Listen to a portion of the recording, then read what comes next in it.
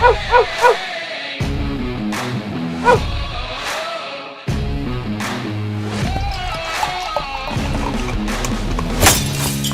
to another edition of the Dogger Pass podcast. This for UFC Denver. Cody Saftik is on the line. Producer Jared, a.k.a. Newfie Jared, is on the sticks, replacing producer Megan, who's went off. I think she's found love, and she's off in, like, Quebec. We had a good time having her switching the show, but Newfie Jared is in the mix now. I'm sure eventually he'll get some like UFC takes and we'll get him on the mic. But, UFC Denver, it's a little bit of a hardcore session here.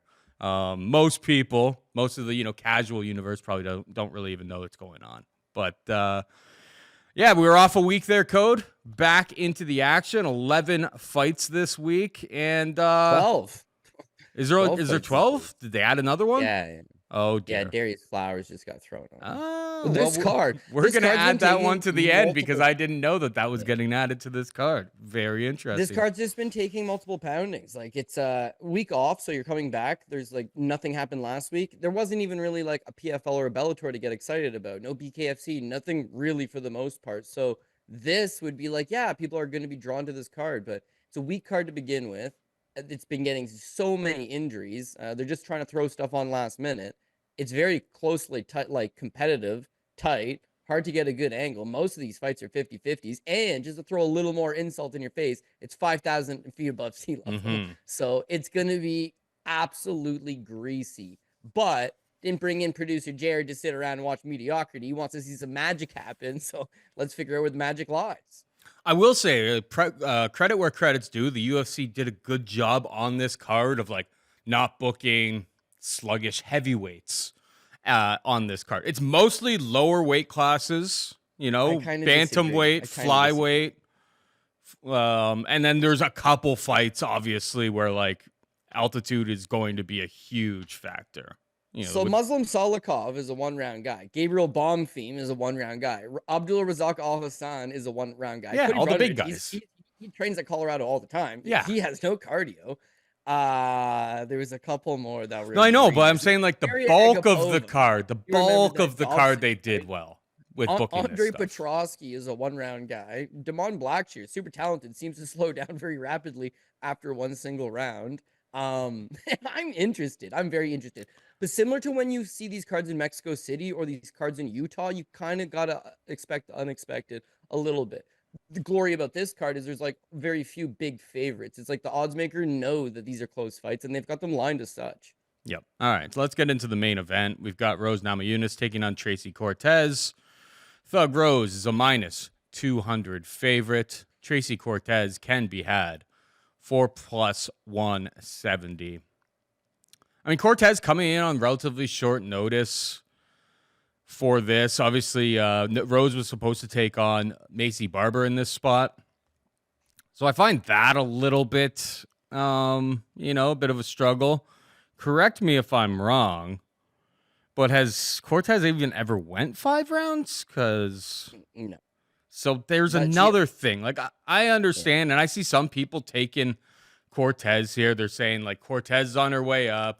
Thug Rose is on her way down. Thug Rose didn't look great last time out against Hebus. Thug Rose, I thought she looked really, really good against Manon Fiorot, even though she lost and like broke her finger in the first round. And of course, like the Esparza fight looms in your head where it's like, okay, she's taking on another grappler. Maybe it turns into a fight where there's like not much getting thrown, and Rose kind of thinks that just defending the takedowns is winning her rounds, and that thing was a whole charade, right? But I don't know, minus 200, someone who trains at altitude in this exact environment consistently, I think Thug Rose is a very rightful favorite here at minus 200. What about you? Yeah, I agree. She's the rightful favorite. I'm picking her to win. Minus 200 for a women's MMA main event. Like, that's not going to get you particularly excited, but I think she does win. Short notice nature of it has to play in. Like, one thing with Tracy Cortez is all of her fights go to decision. So there's really no reason to believe that she can't fight 5 rounds. She is a decision fighter. But you're getting ready to fight Miranda Maverick next week, and then they recall you from that fight. Not like she's rolling off the couch. She's getting ready to fight, but she was not getting ready to fight the additional 2 rounds. So now you're at altitude with the additional 2 rounds, fighting a fighter, as you mentioned, already from there, a fan favorite of sorts in that area, and has fought 5 rounds many of times. Like, all that's going to be an advantage. The other thing with Chase Cortez, like, okay striker, not a great striker. She put up good numbers her last time out against Jasmine Jasudavicius. First time she's eclipsed over 100 significant strikes in a fight. Prior to that, like, I mean, she struggles to get to 50. So she's not a big volume girl per se. She relies a little bit more on her wrestling. The thing is that when she starts off in the Contender Series against Mariya Agapova, it's 4 takedowns all day. When she first jumps into the UFC against lesser competition, she can really use that Arizona background, wrestling background. You know, she had many brothers that were all state champions. It's a wrestling family. She knows how to wrestle. It's as you start taking on the upper echelon women, she herself tends to give away just about as many takedowns. If you look at Tracy Cortez's last fight against Jasmine Jasudavicius, she gave up the 2 lone takedowns of the fight to Jasmine who learned how to wrestle as a 26-year-old in Canada. So that to me is problematic. She gave up 3 takedowns to Melissa Gatto. Again, she got 2 of her own, but had given up 3. So if she's live or die by the wrestling, like, Rosa's got fine wrestling. She's gone in there with far superior wrestlers. And even say the Carla Esparza snoozer, she gets taken down twice, but she gets right back up. The Amanda Hebus fight last time out, you're right in your assessment. Not a good performance. Gives up 4 takedowns. 4 takedowns in a minute and a half of control time. That's nothing. That's nothing. It's when she gets taken down, she's able to scramble and get back up. It's that she's fallen into this rhythm now where she knows the takedown's coming, and it allows her just to never get comfortable in her striking. She's constantly waiting for these grappling exchanges, but she's not getting off those highlight reel head kicks, those big punching combinations. She's a fluid, excellent striker. The Zhang Weilei fight, she kind of changed up her style, and I don't know. You can blame Pat Barry. You can blame her just getting a little bit older in the game and not wanting to take as many risks. But that style of point fighting per se over the course of 5 rounds, I think it'll work pretty good here against an opponent in Cortez that isn't of the level of striker of Rose. And although her wrestling would be her bread and butter, I don't think it's good enough to consistently take Rose down and hold her down. And if anything, Rose is going to mix in a couple offensive takedowns of her own, which you've seen Cortez give up a collective 5 takedowns in her last 2 fights. You know, there's another avenue for Rose. Last thing I want to bring up, though, is that you mentioned people are backing Tracy Cortez because she's on her way up and Rose is on her way down. It's not a bad assessment, but it's not super fair. Like, what makes Tracy Cortez on her way up? She's nearing her 31st birthday, and she had 1 fight in 2021, 1 fight in 2022, 1 fight in 2023. She's been battling some injuries. She's been battling inactivity. This is now her 4th fight in the last 4 years, and she's taking it on some degree of short notice, considering it's now a 5-rounder in a completely different location. So, yeah, this is enough stuff to push me towards thinking Rose has got the superior skill set and the full camp and familiar with the area, and her emotional support dog's going to be able to come with her because he only lives 20 minutes away from the venue. All good stuff, you know?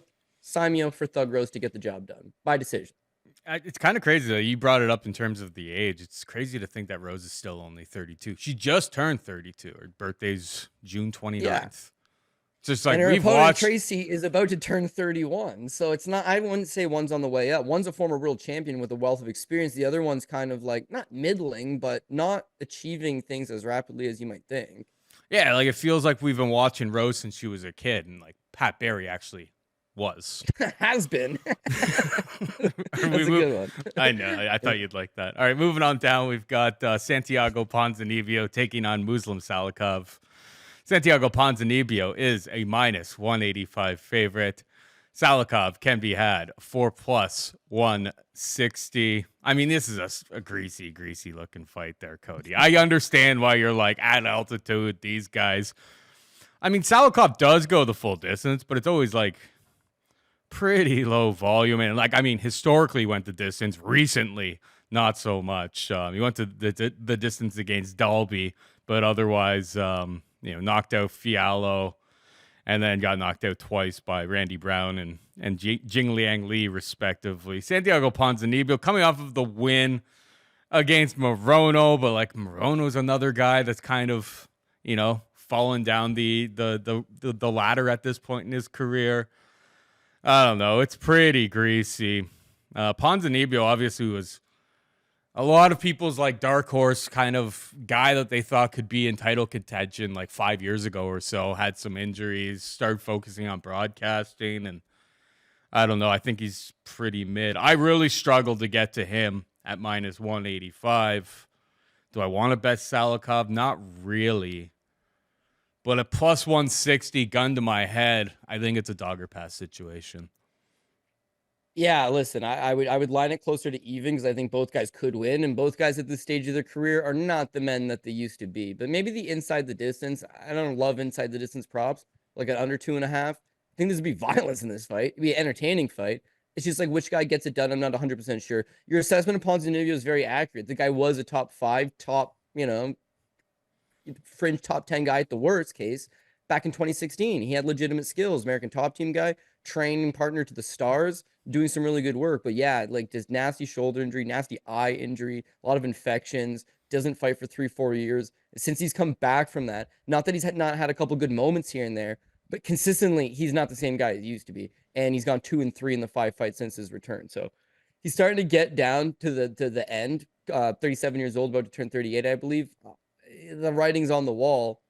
But yeah, I mean, I would think that he's got a little bit left more in the tank than Salikhov. When you look at Ponzinibbio, he would have a speed advantage over Muslim Salikhov. He's definitely got a little bit more volume. He's a little bit more active. That Morono fight, I think he's losing. I think he's probably down 2 rounds, and then he cold cocks Morono in the third, knocks him out. Huge. The very next fight against Kevin Hall, and he gives a good account of himself early and then fades down the stretch, and he himself gets knocked out in the third. But one thing about Ponzinibbio fights is it's pretty violent throughout. He's trying to put you away the entire time or die trying. And so, respectable, again, on an entertainment standpoint, how could you not love Santiago Ponzinibbio? But in terms of betting him at this stage of his career, I don't love it. Muslim Salikhov, meanwhile, I don't mind fading him. Again, he's a guy that's 41, has awful cardio, and it's always been like that. He's got heavy power, throws no volume.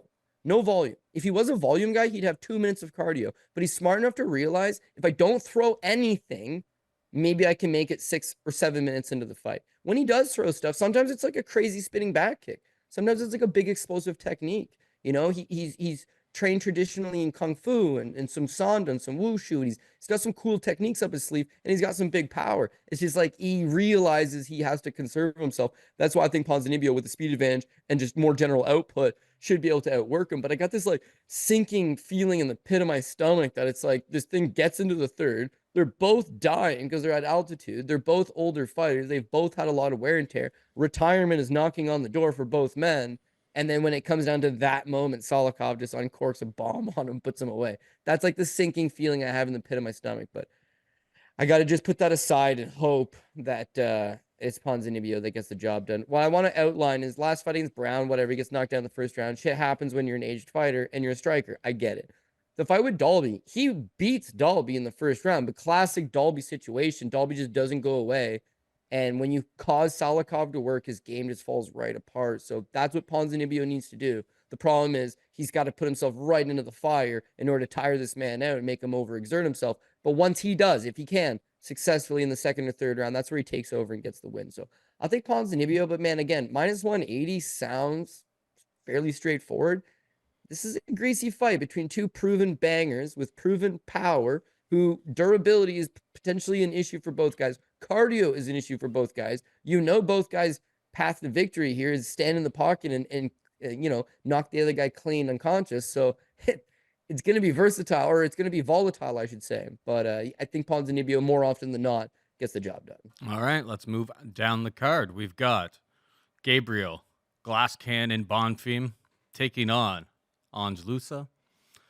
Bonfim is a minus 300 favorite. Loosa can be had for plus 250. This was actually minus 400, plus 300. Not that long ago, the actions kind of started to come in on Ange Loosa. I mean, Loosa's performance against Brian Battle, I know it ended in accidental eye poke, but he was getting his ass kicked. Credit, or like facts be facts. Is like, I think I bet Loosa is like a decent sized underdog there. And got bailed out by the MMA gods because like he was getting absolutely smacked around in that fight. Never been finished before, and we're at 5,000 feet altitude against Bonfim, who frankly it's like first round finish for him, or like he did against Dalby. If you're able to stick around for like 6 minutes, 7 minutes, he falls off a damn cliff. I don't know if I'm gonna get to Loosa as a bet pre-flop. I mean, for the purposes of the show, I'll pick him. You know, trains at Kill Cliff with a bunch of guys who are very well rounded in the skill set that Bonfim brings to the table. You know, decent submission, crafty submission specialist, heavy punches. At least early in the fight, I think he'll be pretty prepared for what Bonfim can bring to the table here. But I feel like he probably gets beaten up for at least the first 4 minutes, and I think you probably get a better price than the plus 250. It's a fight that I'll be watching from a live perspective. Ange is not much of a finisher, but I don't know if Bonfim can go 3 rounds at sea level, let alone at altitude. So I'd be curious about like a Loosa round 3 type of prop. Loosa's going to be the pick. But yeah, this is like a fight to like keep your eye on in the live markets, because the moment that Bonfim looks like he's starting to fall off of a cliff, he will. But yeah, dog or pass, but I think better live opportunities and late round props on the Loosa side for me. What about you? Man, you're absolutely not wrong. And whereas I'm right about to join you and tail you on that, I can't. Loosa quit his last time out. Facts are facts. He quit. And whereas he has the skill and the types of game plans to potentially win this fight, I can't get behind him, man. And listen, I just took a bad burning off Ricky the Bozo Simone the other day, but what you saw in that Ricky Simone fight was 2 minutes into the first round, he's lost and he's clueless. And there's no plan B.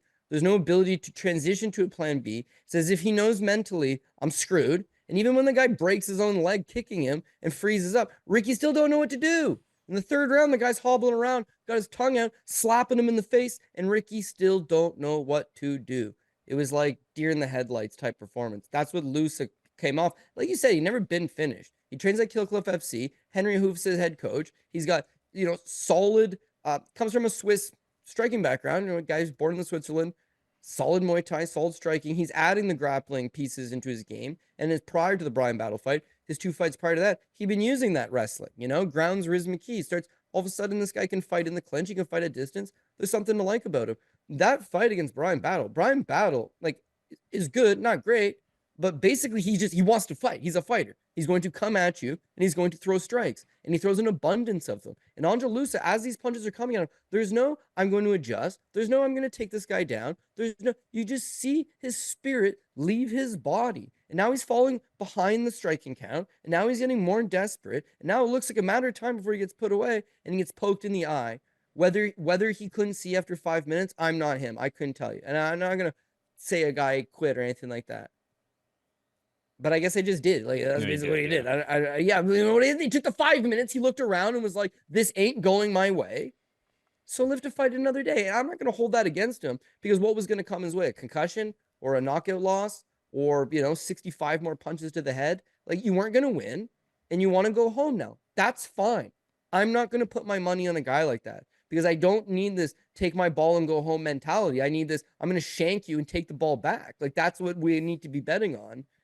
And Luce just doesn't have that. So you're not wrong at all with all your points against Gabriel Bonfim. He's a first-round guy. He wants to finish as quick as possible in the first round. Even his fight on the Contender Series against Trey Waters, it's like 4 minutes into the first round. He lucky he gets that submission when he does, because he's huffing and puffing. Now you're going to put this guy, just gassed out against Dalby. He didn't quit. He gassed down, his body shut down, but he didn't even make it to the third round, Paul. He 10-8's Dalby in the first. It's a 10-8 round. In the second round, it's like he is done. Now you're going to take that exact same guy and you're going to put him at altitude. Like, it's just a recipe for disaster. And at minus 400, don't be putting this guy in your top ticket. Don't be putting this guy on like anything massively meaningful. He's not adding a ton of value, and it's a giant risk. So why am I taking it other than Luce quit his last fight? The reason I go with it is Bonfim's, again, he's 26 years old and he had won his last 5 or 6 fights in the first round. So that's what works for him. And there's no denying he's got good striking. There's no denying he's got big power. There's no denying he's got a good submission game. Had he just put Dalby away in that first round, we're not having this discussion right now. He's not even fighting Ange Loosa right now, because he'd be a 7-1 favorite. The bottom line is he made a mistake. He threw way too many power punches early. He gassed himself out. He did not leave any energy for the swim home, and as a result, he drowned. As a 26-year-old fighter, to make that mistake, to come off your first career loss, to learn, to have that veteran performance from Dalby, that's got to cause you to go back to the drawing board. And his coaches aren't idiots. This guy gasses out, right? And they're sending him to Denver. So what do? You go a month early and you get acclimated and you put in those miles and you do all these things. And again, as a 26-year-old, I think it's possible that he goes back to the drawing board and he corrects these mistakes. As far as his striking goes, he's a better striker than Ange Loosa. He's got more power than Ange Loosa. He's got a nastier submission game. If Ange Loosa shoots one of these half-hearted takedown attempts, he's going to get snatched up in a front headlock. And he'll use that front headlock to transition either to a Darce choke or a guillotine choke. And once he gets a hold of your neck, he is a problem. But it just comes back to exactly what you said, live betting opportunity. You're probably expecting Ange Loosa to get his ass kicked in the beginning as well. It's whether this guy tires out in the process that you'll see this, the coward come out of him once he's gassed. And Loosa, who may already be a coward to begin with, he just survives that first minute and a half. He'll gain confidence from this guy's done. Maybe I should do some more. Maybe I can do some more. Brian Battle wasn't going anywhere. He wasn't ever able to get that confidence back going. If this opponent gasses out in front of him, possibly. If this is Brian Battle versus Gabriel Bonfim, sign me up. But that Battle's a front pressure guy with good cardio, right? Whereas Luce showed in his last fight that style, he's not keeping pace. Even his own cardio, I would say, now has issues considering how quickly he got exhausted, and now they're putting him at altitude as well. Greasy fight. This is a greasy card. Don't get me wrong. Minus 400, laughable. But I'm the idiot that's still going to pick it, so that is my pick. Yeah, the stats from Battle versus Loosa really don't tell the story of that fight. 27-23 in significant strikes, and it really didn't seem that way at all. Battle was landing the much more powerful and damaging strikes over the course of the 7 minutes that they fought. But yeah, I mean, I think what I'm really saying is that if this fight gets out of the first 5 minutes, your boy is dropping a bomb on Ange Loosa, quitter or not. Yeah, I know that he can go 15 minutes, even if he gets rocked, even if he gets tired. We saw it in like the AJ Fletcher fight. It's like he got rocked. It was like there's some ugly spots in that fight, but like he still kept fighting through, right? Or maybe I'm thinking of a different fight. Either way, until Bonfim proves to me that he can go full 15, I will be waiting for his opponent to survive 5 and probably get a better price than the plus 250 on Loosa right now. All right, we got Drew Dober taking on John Silva. It's a straight pick 'em, homie. Who you got?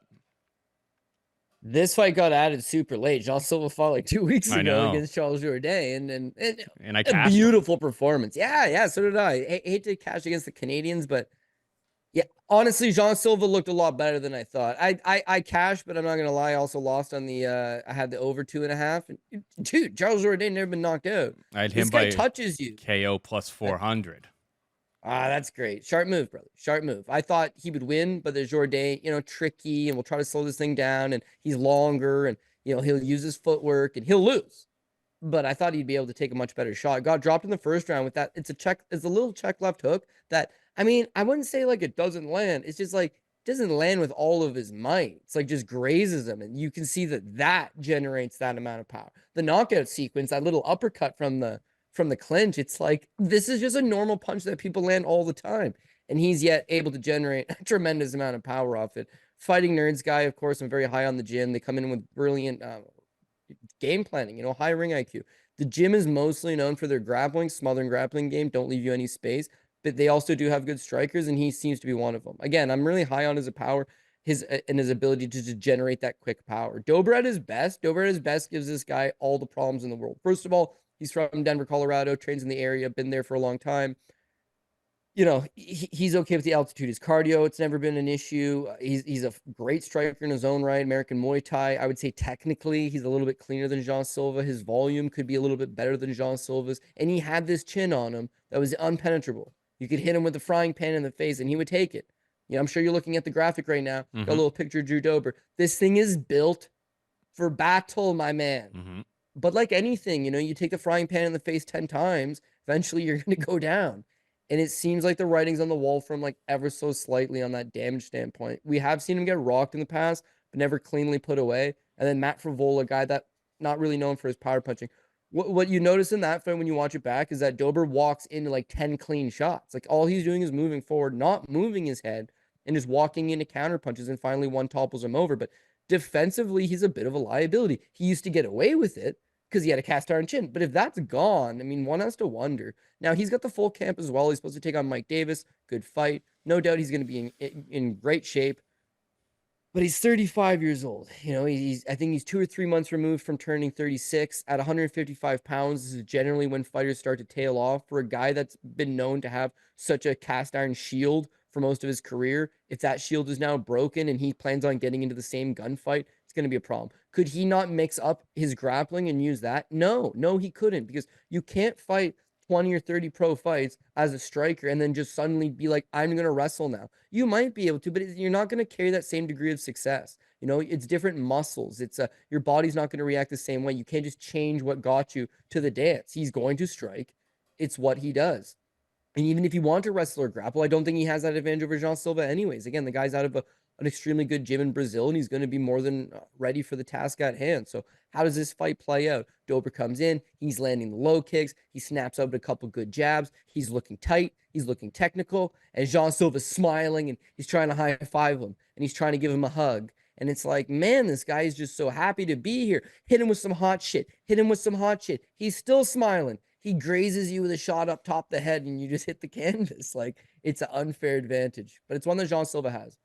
My only real worry is the back-to-back weight cuts, and that he just cut weight 2 weeks ago. Now he's cutting all the way back down, and they're putting him at altitude. At least this is at 150. This is at 155 though, and that fight against Jourdain was at 145. So yeah, you know what? That's a fair point. So he does not have a back-to-back weight cut. He's mostly just gonna maybe cut 5-10 pounds at most for this one. But yeah, okay. Well, I guess that is the problem. Then he's moving up a weight class, giving up size, taking a fight on short notice. Power may not translate. There's a lot of working angles on this thing. There's a lot of working angles on this thing. It's even money again, because I think you can make a credible argument for both sides, right? To me, it does come down to the Jean Silva guy is on his way up, right? Drew Dober, I would say, is on his way down. And again, it's like, it's striker versus striker. I could see the fight hitting the canvas. I could see somebody trying to mix it in, because it is a mixed martial arts bout. But at the end of the day, they're both strikers. That's where they're most comfortable, and they're going to strike it out. You got a Jean Silva here who took all of Jourdain's best shots and laughed in his face and landed not even his best stuff. He just happened to partially land with a couple decent blows. And Jourdain, a guy that's never previously been knocked out, hits the canvas. So again, Dober wants to probably be more aggressive than Jourdain, bring the fight to Jean Silva, and all that could work extremely effectively. But it's hard to say that you're going to get into a car crash type fight without taking any damage. And I'm just not fully certain that he can take that damage at this point. So I will take Jean Silva, but yeah, dude, this is going to be one your butt cheeks will be puckered, because it's going to be high intensity action. Again, both guys can win, but we got to land on one side of the corner or the other, and I'm going with Jean Silva. Yeah, Jean Silva turned Jourdain into a panic wrestler in that fight, right? Like, you could tell once he felt that heat, once he felt that power, like, he really didn't. And like, we've seen Jourdain go to war with lots of really, really, powerful guys, and didn't really seem to have much interest. Like, he felt that power, and he felt it early. So, like, looking at like their frames and their sizes and everything, it's like Jean Silva won't be giving up all that much size. I think he gives up like an inch in height, inch in reach. And then all of the points that you bring up about Dober, the Frevola knockout, Terrence McKinney knocked him down. Not that like getting knocked down by those guys is bad, but yeah, Drew Dober literally had made his bread. 1 second left. Yeah. Made his bread on like not like having just the most insane chin. And maybe that's starting to leave him a little bit.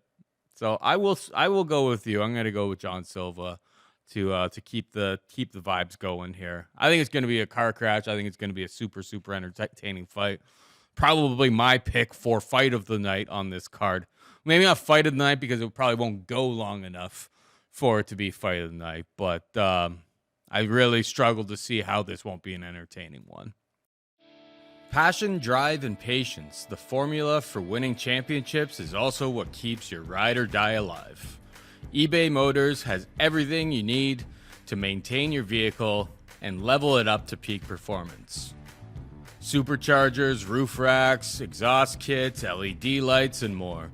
Whether you're into speed, power, or style, eBay Motors has you covered. With over 122 million parts for your number one ride or die, you'll always find what you're looking for. And with eBay Guaranteed Fit, your part is guaranteed to fit your ride every time or your money back. Because with eBay Motors, you're burning rubber, not cash. With all the parts you need at the prices you want, it's easy to make your car the MVP and bring home huge wins. Keep your ride or die alive at ebaymotors.com. Eligible items only. Exclusions apply. Moving on down, we've got Christian Rodriguez taking on Julian Juicy J Erosa. Minus 220 for Rodriguez, plus 185 for Juicy J. Who you got? I'm thinking Rodriguez just crushes him. Like, first round knockout, could be a quick knockout. If it makes it to the second round, it's going to be a second round knockout. But yeah, I think Christian Rodriguez just puts it on him. Honestly, this kid's 26 years old. He's very, very talented. If you watch him over his last 15 fights, go back and watch his entire career. Go back and watch him in the amateur ranks. Like, this kid has got some serious talent because he's a Rufus sport guy and he's got this tremendous striking. Very, very confident, very fluid, competent in many different positions, versatile. I like him, right? Now, Rufus Sport, are they going to be the best grapplers? But shit, dude, the guy, yeah, absolutely. He works on his grappling heavy. Being at 135 pounds, he obviously is too big for 135 pounds. So he misses weight on the Contender Series against Reyes Cortez. That's Tracy Cortez's brother. And yeah, he comes in at 138. Misses weight by 2 pounds, wins a unanimous decision. They sign him anyways. Sorry, they don't sign him. They never sign you if you miss weight. But he wins a quick fight. Then they bring him into the fold in the UFC. His fights in the UFC, misses weight again against Raul Rosas coming in at 137.5, and he misses weight against Cameron Simon coming in at 140. So, yeah, he's like, I wouldn't say he's cheating, but a lot of these good wins that he has at 135, he has a weight advantage. He has not cut down. I could see, just like Julian Erosa is saying, there's an asterisk. These are not great wins because, you know, there's a bit of a story in the background. That's fair, but when you look at the performances themselves, this kid's supremely talented. He's got a lot of skills. Again, I think he's got the striking advantage over Erosa. Erosa generally relies on his opponents tiring out, right? Once his opponents tire out, he takes over. This Christian Rodriguez, that's not the game plan, dude. You're not going to tire him out. He's just going to keep going. You go back and you watch his fight with Raul Rosas Jr., okay? Another hot prospect. He loses the first round. He gets handled. He gets taken down. He gives up his back, and he's got Raul Rosas all over him. The second round, Rosas is tired. No, not Rodriguez. He's not going anywhere. And then he just puts a beating on him second and third round, wins the fight. His fight with Cameron Simon. The longer this thing goes, this kid's landing nasty shots and hurting Simon bad. His fight with Isaac Dalgarian, he gets 10-8'd in the first round, okay? He 10-8's Dalgarian in the third round. He's a steam engine, man. And the thing with these ultra hot prospects, he's 26. He's already got credible wins over Dalgarian, Simon, and Raul Rosas Jr., only losses to Jonathan Pierce in a fight at 145 that he took on like a week's notice. I like this kid. Now, him fighting at 145 now is better for him. Don't kill your body, missing weight at 135 and coming in 2 pounds overweight or 3 pounds overweight, and you're stressed and you can't eat a meal. Just go to 45, man. It's not the end of the world. You're still only, in your mid-20s. You're going to be getting bigger. And in that Dalgarian fight, they didn't say, hey, welcome back to 45. Here's a run-of-the-mill guy. They said, welcome back to 45. Here's one of the hottest prospects in the featherweight division. And the guy's all over him in the first round. What does this kid do? Don't go nowhere. Second round, Dalgarian backers. I bet Dalgarian, for the record. Dalgarian backers will tell you Dalgarian won the second round. He had 4 minutes of control time, but that's a lie. You're lying to yourself. The kid's doing the damage. The kid's getting back up. He's not getting taken down that second. It's mostly just up against the cage. But he works it. And then the third round, it's like whether he needs the finish or not, he goes for it. I like it. Now, I think, where does Julian Erosa catch this kid off guard? Because Erosa's entire career is he catches guys off guard. If you got a suspect chin, he can catch you with a nice strike. If you got suspect submission defense, he could rack up that neck. If you got suspect cardio, he'll take you into some deeper waters. But he got none of those advantages here. He's not going to outstrike Christian Rodriguez. He's not going to, in theory, out grappling Rodriguez would be the move. He's been taken down before. Do it. But if you think Julian Erosa is the same level of wrestler as Isaac Dalgarian, you're sadly mistaken. Mm-hmm. And taking him to those deep waters and drowning him, where he's done to other guys. Look at his fight with Charles Jourdain. Look at his fight with, Hakeem Dawodu, the later the fight goes. He has a good ability of sustaining that high pace. But against Rodriguez, like, he's only getting better and better. And then last but not least, it's like Erosa got knocked out against Fernando Padilla, minute and 40, right? He'd been knocked out by Bruce Leroy in 3 minutes in the first round. Knocked out by Sungwoo Choi, minute 30 of the first round. Knocked out by Julio Arce. At least he made it to the third round of that one, but not against Devontae Smith, who folded him in 46 seconds. Bobby McIntyre. Who's Bobby McIntyre? Right. But he knocked him out in 3 minutes into the first round. Guy lost to Paddy Pimblett. That's 10 years ago he lost to Paddy Pimblett. Knocked out against Teruto Ishihara. Knocked out against Artem Lobov on Ultimate Fighter in 1 minute. I think he's got 9 or 10 KO losses. And then you look at his last fight against Ricardo Ramos, right? He won by guillotine choke. He's damn near about to get knocked out, dude. He is skating. He is on skates. And he grabs this guy's neck and he locks it up. Awesome. I like Julian Erosa. You've never seen a bad Julian Erosa fight. Either he's getting a $50,000 bonus because it's fight of the night, or it's a performance bonus, or he's getting absolutely torched. But that has happened many times. And that is likely going to happen again on Saturday. I think the takedowns get stuffed. If he does get him down, Rodriguez gets back up. At some point, his poor man Dominic Cruz's bob and weave is going to get caught going the wrong direction at the wrong time. He's going to eat a counter and he's going to fold up shop. If he does get hurt, you think Rodriguez is going to empty the clip? The clip is infinite ammo, dude. He's just going to keep coming at you until you succumb to it. And Erosa has serious durability issues. So Rodriguez gets this thing done. And the line's not terrible. He'd be one of my anchors this week. Hopefully he can pull it through. He gives up a lot of size. That is the one thing that is like, I agree with you, like, for the most part on this fight. But my only question marks that I have about Christian Rodriguez, like, I think he's good, like, parlay fodder, or if you're the type of person who bets minus 220 straight, good on you as well. But, like, I like him, and I'm picking him to win this fight. The concerns I do have is that, and this may not even be his own fault, because, like, most of his opponents that he's been taking on are just spending so much time, or just superior grapplers that have spent a ton of time on top. But it's like, I haven't seen too much power in his hands. Juicy J, though, I don't know if it takes that much power. So, like, yeah, that's the thing. It's just like, he doesn't seem to have, like, that one-hitter quitter. But against Juicy J, you don't even really need one-hitter quitter. So, like, that's why I'm still kind of going with Rodriguez.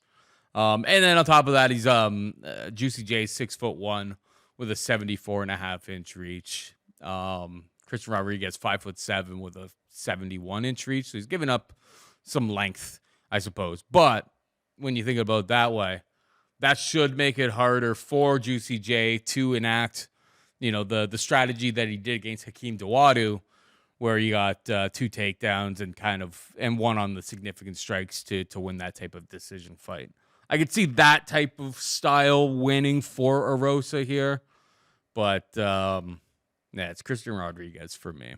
I was just, for our friend YC Lindsay, who's maybe the only Juicy J fan, or diehard Juicy J fan. He's likable, but betting him, whoa. I know. I had to point out the ways in which Juicy J could win this fight potentially. But I'll be going with Christian Rodriguez as well. All right, we got Abdul Razak Alhassan taking on Cody Brundage. Minus 170 for Alhassan, plus 145 for Brundage. It's crazy that Brundage fights or trains at altitude in Denver, because this guy looks like he smokes a pack of cigarettes a day. And then frankly, the other side, like, if God help us, Cody, if this fight gets out of the first 7.5 minutes, because it is going to be the ugliest thing you've ever seen. Alhassan, both of these guys at sea level look like they're gasping for air. They're gonna die. At 5,000 feet, it could be real nasty. Alhassan should be able to keep it on the feet. Chin's been relatively good. I think he has been working on his cardio. He's been able to, outlast some guys. But it seems like he's put in a little bit of time to focus on that. Not many guys just like take him down and control him on the mat. I've never been a Brundage guy. I don't think I've ever bet on him, and I don't plan on it now. So Abdul Razak Alhassan will be the pick for me, but like, This fight is super, super greasy, super scary, and both guys have major flaws, particularly at altitude. Who you got here? Yeah, dude, you nailed it 100%. So both guys can't fight 5 to 10 minutes at sea level, and now they're fighting at altitude. I got Cody Brundage, who another fighter I'm going to put in the category of he quit, dude. He flat out quit against Jacob Malkoun. He realizes he's not going to win this fight. He takes a partial shot at the back of the head after 10 clean ones to the head, a partial one to the back of the head, and he's like, no mas. Gets the guy disqualified. Give me my no contest. No, got the guy disqualified. But in that moment, it's like, yeah, guy's a collegiate wrestler, but as soon as his offensive takedown fails, there is no plan B. You've seen him overcome adversity one time where he's taken I wouldn't say it's a significant beating, but he's definitely getting beat up by Dolce Longimbula, and he ends up grabbing a guillotine choke off of that. Showed a little bit of perseverance there. But for the most part, he wants to be the hammer in that first round. And if he's not, he does tend to fold up. His losses to Mikey Alexichek, first round knockout. His loss to Rodolfo Vieira, he drops Rodolfo in the first round. He wins the first round. Very clean round. The second round, he pulls guard on a guillotine choke. Jump ski. What are you thinking? Yeah, it's a quit move, dude. It's a quit move. I don't want to fight anymore, so I'm going to quit. But unfortunately, there's a camera there and there and there, and some dude with a cell phone camera there and there. So I'm just going to pull guard on a guillotine choke against Rodolfo Vieira and let him get on top of me and then submit me. Solid plan, dude. Solid plan. This fight with Zach Reese, cashed on that one. But it's not like it's a clean win, dude. He gets caught in a triangle choke and he power bombs the guy. Like, okay, so be it. There's only two things that happen there. You either Rampage Jackson the guy and he goes out, or you lock yourself deeper into the triangle choke and that's the end of it. One of two scenarios. He's lucky the guy goes out. So kudos to him for taking on Bo Nickel. You got to have balls to do that. Steps up, takes the fight, went longer than anybody against Bo Nickel. But it's like he's got no offense. He's not even trying to do any offense. It's basically shell up and see how long I can last before something eventually chokes me out, which he gets him in the second round. So, like, even though he's got a dope-ass first name, I can't take that away from him. He's just not my kind of fighter, never been my kind of fighter. I'm not seeing many improvements out of him. I don't know. Again, he trains at altitude, and yet his cardio still consistently failed him. Here's the crazy thing. Abdul Alhassan, would you be shocked to know this, also trains at altitude. He's lived in Colorado the last 3 years. And, like, he can't fight at sea level. So what's he going to do fighting at altitude? I don't know. But if your narrative is Alhassan's got worse cardio, which he does, it's worse than Brundage's. If the narrative is there that it's going to be even worse at altitude, I don't know. I don't know that it is any worse. His thing is that he's so jacked up. He's so built.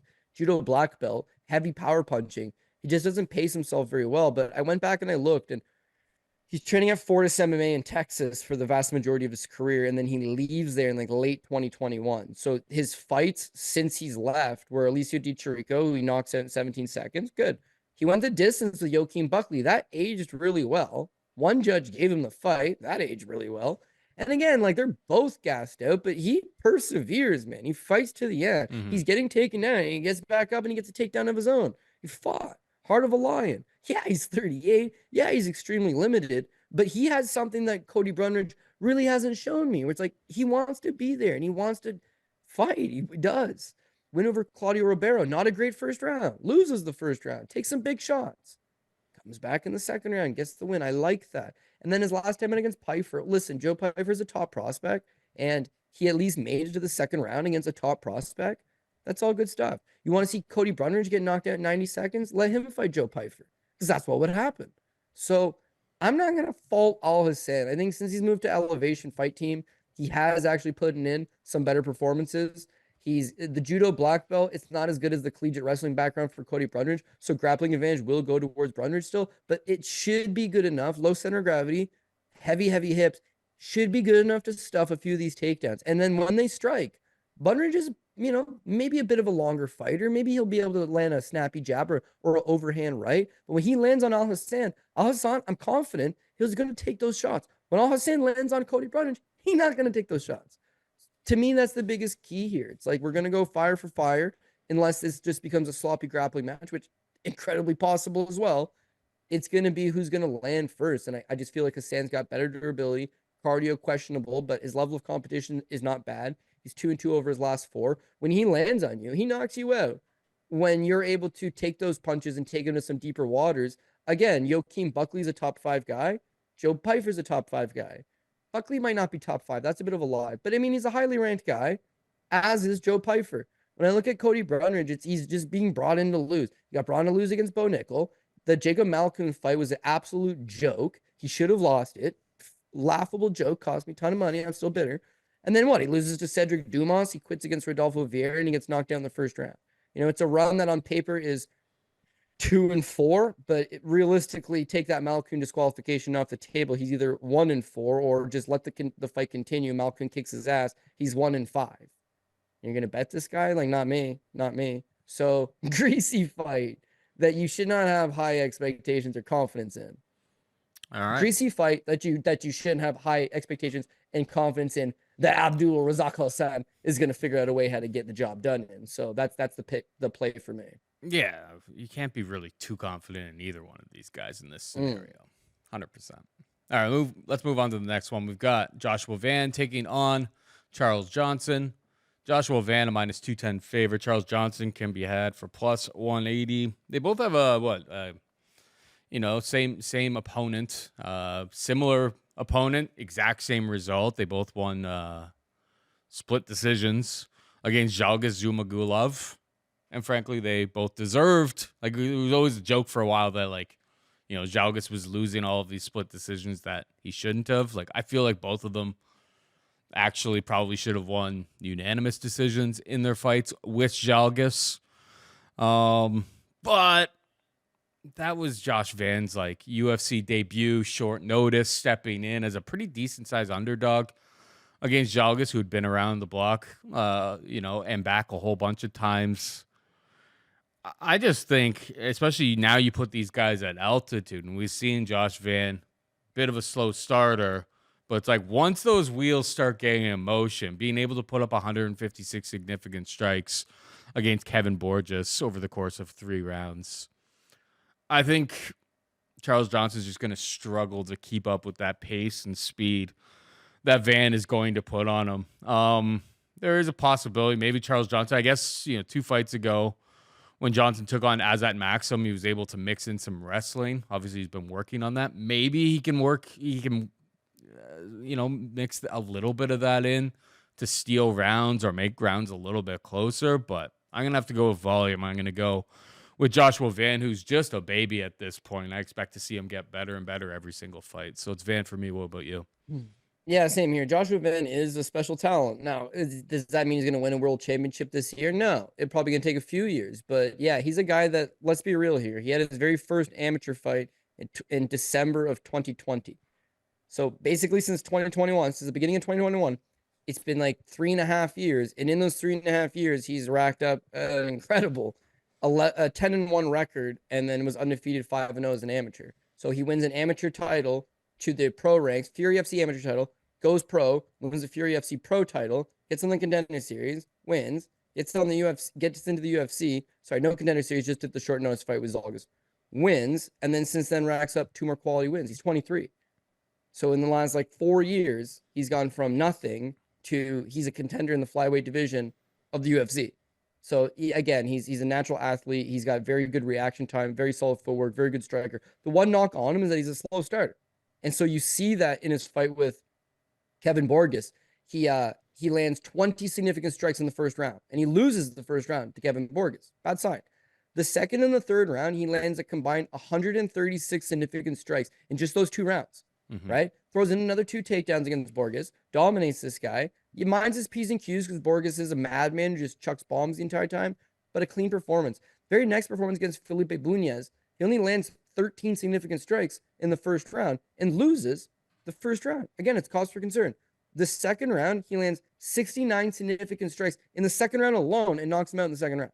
So it's like, I don't know why he's giving up the first round, but it's fine because he's got 3 rounds to work with. And as soon as he figures out the timing and he makes those adjustments, he's incredibly difficult for a lot of people. He's got pace, he's got volume, he's got excellent striking abilities. His fight with Zhalgas showed that he can grapple as well. The early portion of his career, his lone loss, you do see it's guys being able to exploit that wrestling. His fight with Felipe Bunez, his last time out, again, you do see that wrestling potentially going to be a problem.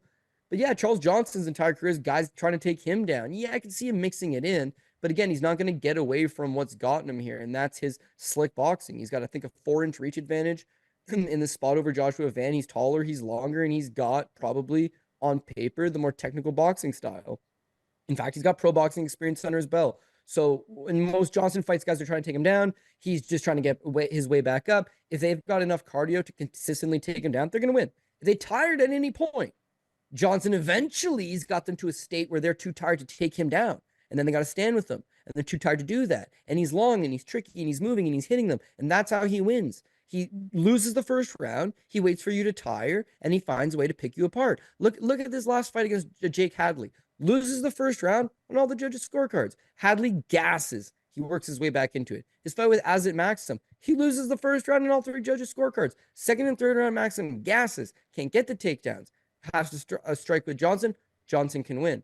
That's kind of the blueprint on him. So when I look at this fight with Joshua Van, it's like, okay, Joshua Van not going to take you down, but if you want to come out slow start versus him, and he's a slow starter himself, that's fine. It'd be a close and competitive first round. That second and the third round, where Johnson's usually the one turning it up on a tired opponent, well, he's going to quickly realize this kid ain't tired one bit. In fact, this kid's turning it up on me.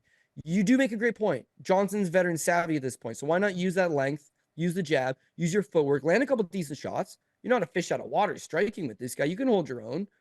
Why not strike long enough and then mix in those takedowns, steal the rounds, be a path to victory? At flyweight for these kind of odds, I don't know, man. This is closely contested, but again, for me, it's Van. It's Van. He's another one of these fighters that's going to consistently get better as the rounds progress. He's getting better. He's making adjustments. He's fighting consistently better level of competition. And Johnson, quite frankly, is just a gatekeeper. You know, he's if you're a fraud, he's going to expose you. If you got suspect cardio, he's going to expose you. If there's an element to your game that's off and he can take advantage of, he's going to do that. And Van, the only thing I can see him being off is ring IQ, just because he's young and he's still green in that regard. So a veteran savvy performance from Johnson gets the job done. But I'm banking more so on a youthful performance from Joshua Van, who doesn't go anywhere, constantly pushes him back, outlands him. And if you go back and watch Johnson versus Ode Osborne Osborne's mostly coming forward. Johnson gasses. There's no way of saying that Johnson did not gas in that fight because he flat out does. So Van's got to do the same thing, put pressure on this guy at altitude, cause him to make the mistake, and then take over. Joshua Van's the play for me. All right, we got Fatima Kline taking on Jasmine. Jasudavicius minus 110 on both sides, Cody. It's a straight pick 'em. I think it was like on Saturday that Viviane Araújo, Saturday, Friday, sometime last week, that Viviane Araújo dropped out. I saw that Fatima Kline was coming in. I've watched her in Invicta.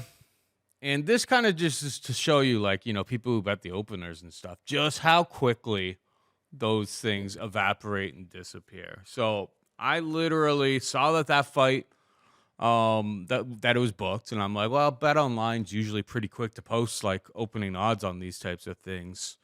Went downstairs to go to the bathroom, came back upstairs, and then I saw it, and it was like pretty much a straight pick 'em at that point. Apparently, it opened up at like where you could get Fatima Kline for like plus 210, then plus 170. No. But dude, plus 170, yeah, 210. Apparently, plus 210 was like the actual opener. There's probably like one person on earth who has that bet. And there's probably like 3 people who have the plus 170. Dude, it was a 5-minute window. So if there's if there's tons of people out there with those numbers, it's fugazi. Basically nobody has those numbers. Trust me, your boy was trying to snag some of the pie. Now that it's closer to a pick 'em, I'm tempted to just go with Jasmine here because she was obviously getting ready for this fight, knowing that she was going to be at altitude. I was going to take the Kline dog money, but now that it's 100% a straight pick 'em, I'll take the girl who was 100% getting ready for this fight. But I don't really have any intention to bet it, and it's really just about experience and preparation more than anything else. I think Kline's really, really good, but it's not like this is just like a walk in the UFC. You got like a walkover opponent in your first fight. She can lose to Jasmine and still have a great career in the UFC. But I'll ever so slightly side with Jasmine in this fight. What about you? Yeah, this is a great fight. It's a great fight, competitive on both sides. I agree with you. I think the advantage is pre-fight are getting put towards Jasmine in that she's had the full camp. She's been preparing specifically for this date, and she fights at 125 pounds. Mm-hmm. Kline was supposed to fight in the Contender Series like 2 months from now. So now she's, no doubt she trains full time. She trains all the time. But yeah, she's definitely shortened up her camp by a couple, well, I don't know, over a month anyways, like 6-7 weeks. She shortened up her camp to jump into the UFC on short notice, up a weight class, because she's fighting at 115. She's going to jump up to 125 to take on, a veteran of the division at this point, and she's at altitude. So there's many things that could go wrong. One, she's 100% a grappler. She's talented. She's got skills everywhere, but where she wins or where she thrives is with her offensive grappling. So if she's not able to take down Jasmine Jasudavicius, it's going to be a problem for her. Her striking is not bad, but again, it's more so just cause your opponent to make mistakes and then eventually get them to the ground.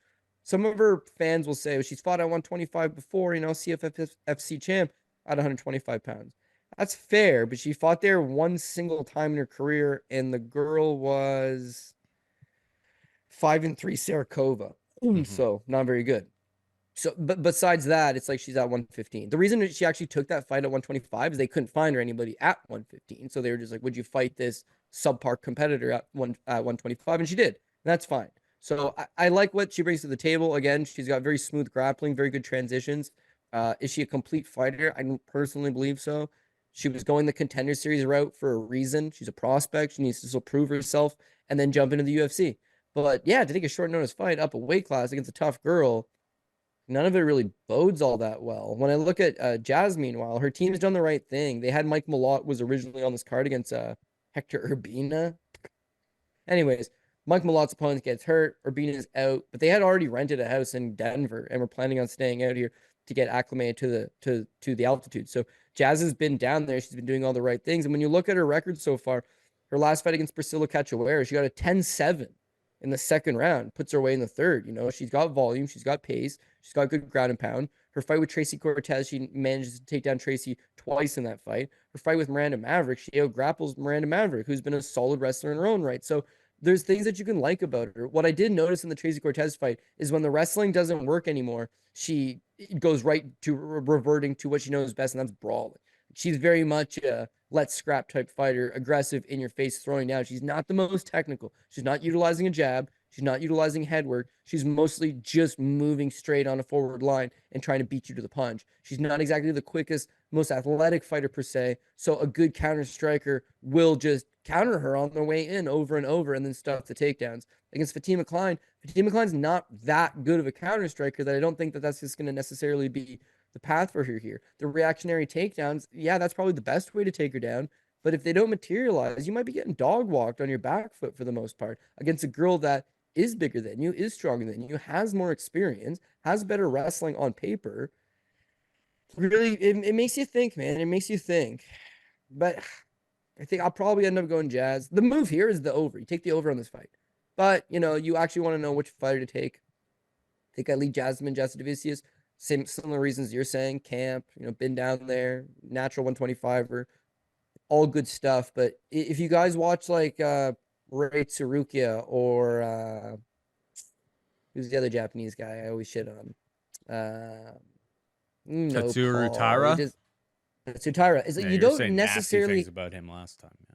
I know. I don't know. The comment section, it's like, I don't know. It wasn't spelled in Japanese. I didn't really know he had that many North American fans, but they were shitting on me. That kid will get exposed. You just wait. What I'm saying, though, is that you don't necessarily need the best wrestling in order to get the fight to where you want it, right? These guys have excellent back takes. Raul Rosas Jr. is another guy's got an excellent back take. They just take that brief opportunity and they'll slink to the back. Kline's got very smooth transitions and very high-level jiu-jitsu. So I almost feel like that's how this thing goes. Jasmine's dog walking her. Jasmine throws, overextends on one single punch, and this girl hits a duck under. And she gets one hook in, and she peels you to the ground. And when she gets you to the ground, then she controls time off the clock. And if she can do that for 2 of the 3 rounds, she's going to win this fight. So if you were one of the lucky people to get it at plus money on the opener, then that's solid stuff.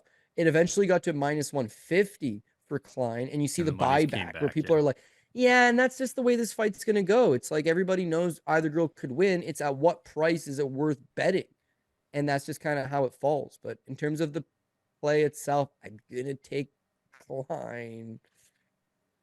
just to find the positions and a grappler. But in my heart, just Maybe. know, I'm cheering for Jasmine Jasudavicius. I hope she wins. This may be the PRP pick. It may be the last pick on the card, or one of. Doesn't sound like you hope she wins, because if she'll be on Nah, the my wallet PRP, you hopes would she probably loses. I prefer that she know my loses. wallet hopes she loses, Paul, but me and my wallet are not on the same page most of the time. So, yeah, I hate to do it. I hate to do it, but I think Kline just makes it a grappling type fight. Will it be the prettiest? No. But you've seen this style time and time again, whether it's Aljamain Sterling, whether it's any number of great back takers, Ryan Hall. It doesn't matter. Just like one opportunity, they're on your back, then they got a backpack, they got a body triangle in. Once the body triangle is in, who's breaking out of it? Unless the guy on your back's just a putz, because I've seen that recently a few times. The guy on your back is a putz, you get out of it. If he's got a tight body triangle, you're not going anywhere. Facts are facts. You ain't getting out of it. What's the defense? They always say, "Oh, roll to the side where the foot is." And then what? And then what? Is he just gonna let it go? No. Oh man, that's a frustrating one. Take it from a guy that got caught in that position a million times in the gym as well. Like, man, you're not going anywhere, dude. Unless the guy's a bum. And in the UFC in 2024, only 7% of them are bums. So this ain't one of those situations. I think Kline just finds the positions. Again, I hate myself for saying it, but I am going to take Kline to win a decision here. And if you want to just be safe, just take the decision on both sides. If Kline's going to win, I got enough respect. Jasmine Jasudavicius is not getting knocked out.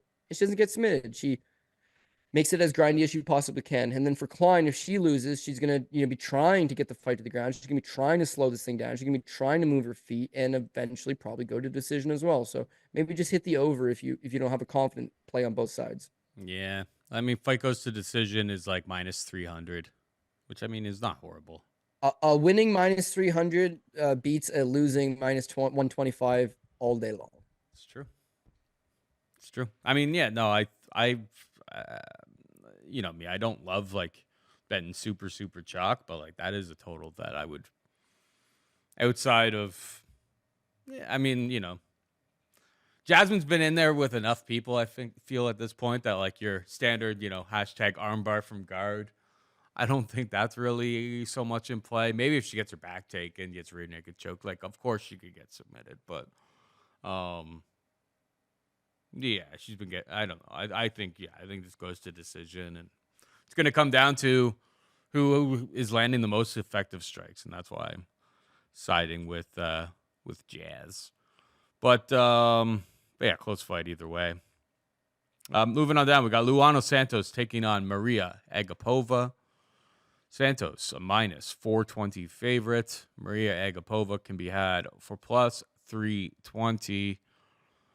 This is the real line movement fight. As far I got this thing at -260. Like, did you? I don't know. Like, it didn't feel like that long ago. It might have been a week, I guess. I mean, but it is just so strange. So it opened at -375.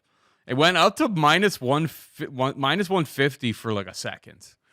I never saw that. I got 260 was good by me. So it opened up kind of where it is right now, but maybe somebody with like a limited account, an account that moves numbers, was like pounding to get a different number. Who knows what type of shenanigans was going on here, but yeah, it was up there, and then it was -220, and recently people just started dropping the hammer. I mean, Mariya Agapova's history with like drug use and some other problems in her life are pretty well documented. And like she can strike, she can throw a lot of heat. She tends, and the problem is, it's for the first 5 minutes or so. Now we're at altitude. There's always question marks with her training camps, everything like that. If she's not able to get a knockout, and the only person that has even beaten Luana Santos was Jenna Bishop, who's like a world-class BJJ fighter, and they went to a split decision. She was able to go the full distance against her. I don't know. Everything about this screams like Agapova will have some success on the feet, then she'll get taken down and probably subbed. So Luana Santos by submission. I wonder what the prop is on that. It's probably worth betting. It's +165 is what I see right now. +180 at another spot. It's obviously a little bit early in the week. There will be +200s that'll open up somewhere, unless everyone steams it right now. But that's probably how I'm going to approach this fight. Like, Agapova can throw some heaters and stuff like that. But frankly, it's the wrong division, wrong weight class to be like a knockout specialist. And anybody who takes her down typically finds a way to submit her. So um, I don't really understand how that thing went back up to minus 150. I definitely agree with the steam that has been coming in. Look at me picking all these, the CF dot model. Is it dead, Cody? Because I've just been picking all the favorites, but it's hard for me to get to Mariya Agapova in this matchup, or really most matchups, particularly at altitude. Yeah, well, I mean, like quite literally everything's against her. So if you just go by pure narrative, then yeah, there's the stories of the drug abuse, and there's the stories of her fighting with married men's wives at the gym and getting kicked out of multiple gyms, and then she's homeless and she's couch surfing, and the UFC does not book her a fight. It's been 2 years. She fought Julian Robertson, not quite 2 years. It's been 21 months, 22 months. It's been 22 months since she's fought. And she's broke.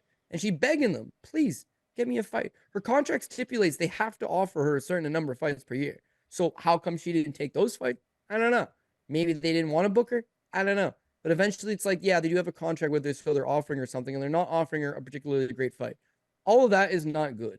You know, where's her training at? Where's her head at? By her own accord, her English is really bad. And because she got caught in the US because of the visa, she couldn't go back home to Kazakhstan. So she's living in the United States, and there's a language barrier. So she acts out. She's got I wouldn't say she got like mental instabilities, but like she's got anger management problems. And because there's that language barrier and mounting frustrations and financial stress, she just loses it. I can't bet behind someone like that. It's like they don't got their life in order. How are they supposed to put a training camp in order? And yeah, they're going to get in there and they're going to black out, man. They're going to go crazy. Yeah, but that's not a great way to fight. So I'm sure she will be hell on wheels for the first 3 minutes, but she's never been one to be able to sustain it. I don't think she's coming in career best shape. She's got almost 2 years of ring rust to knock off. They're putting her at altitude. She's coming in as a 4-1 underdog. It's not an easy fight by any stretch. And Helena Craver, my girl. I call her my baby, but she's only 17, so you cannot be saying weird stuff like that. But I like this girl, dude, because she's just like a BJJ ace. She's 17. She's a John Danaher purple belt. Extremely fun to watch, okay? So Agapova takes a grappling match against her on a karate combat show. The girl's 17 years old, and she subs Agapova in 31 seconds. 17-year-old purple belt. Now, she's a whiz kid, dude. She'll go and win many world championships to come, but a 17-year-old kid just chucked you around in 17 seconds, caught her in a leg lock. The girl like grabs her ankle, and Helena just like goes one way, and Agapova's like, oh, I'm done, and then smiles and hugs the girl and walks off. It was like, thanks for the $1,000 because I needed to pay my rent. And I feel bad for her, but this is the life that she's chosen, to be a prize fighter, and it's not for the faint of heart, and it's not for everybody. So yeah, she's going to come in here guns a-blazing and try to get a quick knockout by all means. She needs a $50,000 bonus to go with it. So she'll fight for it. Her getting cut is not a bad thing. She'd have more success in PFL. She'd have more success on a Bellator because she's got a bit of a notorious name. The UFC's only willing to give her $14,000 and $14,000, but some other promotion would give her the same, if not better. So like her getting cut is not crazy, but she'll go out there and fight for the $50,000 bonus and put on the damnedest that she can for 2 or 3 minutes. If it works, it works. If it don't, she's losing this fight. And Luana Santos, she's a judo black belt. She's a jiu-jitsu black belt. And if you remember her UFC debut against Juliana Miller, she got power in her hands, man. Like, she hits you. It does damage. So 23 years old, only getting better from a legitimate camp, coming off a win over Stephanie Egger, who's under 23 European judo champion, high-end judo black belt, and a giant girl. You're taking her down. You're taking Agapova down. And at that point, submission likely, as you mentioned. TKO on the table too. So what? She gets on top of her and she smashes her up with some elbows. Maybe she grabs a choke. Maybe she just keeps punching. You don't know. That one may be a fine line type spot. So I'm not 100% sure, but I would think Luana Santos is going to put a beating on her here. The one thing that's worth looking at, worth keeping note of, is sorry, I said she's 23. She's 24. She just turned 24 in April. She's getting bigger. She's not the biggest girl, but naturally everyone's body is always in a state of getting bigger. And at 24 years old, those are like the prime years of your career. When you look at her debut against Juliana Miller at 125, she looks solid. Her next fight against Stephanie Egger, she took it at 135. So she moved up a weight class to fight Egger, and she missed weight coming in at 139 pounds. And now she's not going back to 135. She's coming all the way back down to 125 to fight Agapova. So on one hand, you're going to get the bigger, stronger fighter. We're going to get the weight bully. And that's what we want. That's what we want. Mm-hmm. On the other hand, it's like she just missed weight at 35 by 3 pounds. How does that even happen? I don't know, man. And it's obviously I've seen it a couple times. Like fighter moving up a weight class still manages to miss weight. Kelvin Gastelum type shit, you know? It's like still can't reel it together. But we used to call that going full Rumble. Remember when Rumble went up to 205? Rumble Johnson. And missed yeah, weight? yeah. Well, he showed up to fight Vitor Belfort, and he was he was like a full weight class up on him, and it was just like, sorry about that. You know, they say their body swells out. You want to know a crazy one? Totally off topic. I'll rip through it quick. But Sierra Dinwoody, fighter from Canada, big fan of hers, solid LFA vet. You'll see her in the UFC or the Contender Series very, very, very soon. She's supposed to be fighting on Aries FC in France tomorrow. Okay, so she flies out to France. She gets there, fights at 135. Opponent calls, total Brian Ortega shit. She gets a call the night before, and the opponent's team's like, she's gonna have to move this to 155. They move the weight class from 135 to 155. The girl comes to the weigh-ins today, gets on the scales at 172 pounds, and the commission called it off. Dinwoody still accepted it. She was like, I'll still fight her, it's no problem. But because she came in at 55, and the other girl was 72, there's a 22-pound difference. They're like, we're just not going to sanctions, and they did it. But how does that happen? How are you supposed to fight someone at 135 and you come in at 172?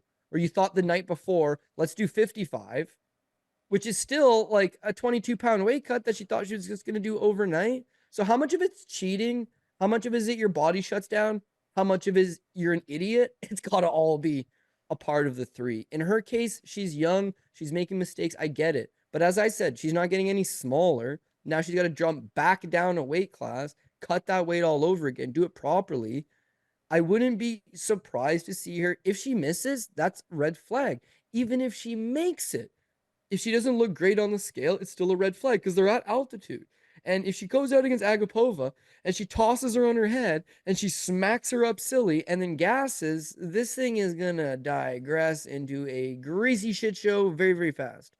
The good news is Agapova's got shitty cardio too. All I'm saying, though, is there's ways how this could not go good for us, and it would largely be based on a bad weight cut. So if you're waiting to hammer in that Luana Santos, you've missed the line, you don't care, you want to gather as much information as you can before locking it in, wait for weigh-ins, man, because that last one is definitely it definitely gives you some cause for concern.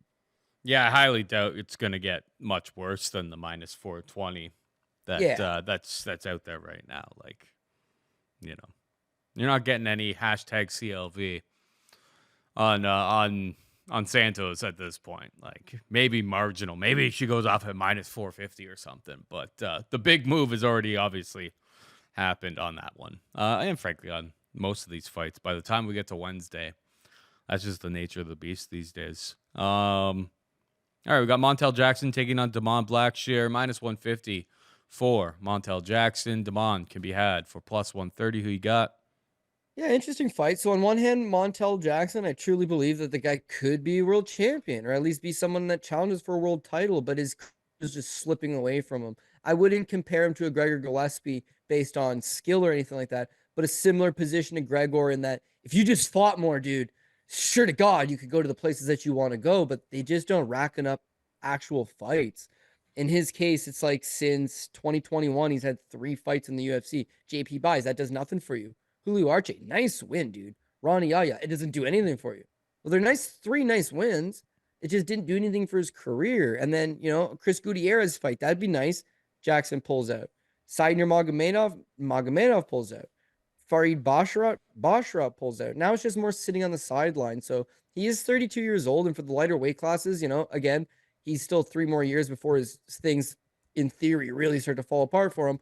But it's also like you're starting to miss the 8 ball. You're starting to fall behind it. Like, you're 32. You got to start racking up notable victories. I don't know that Damon Blackshear is that notable victory. It's just another fight to keep you active, but I'm happy that he's at least back.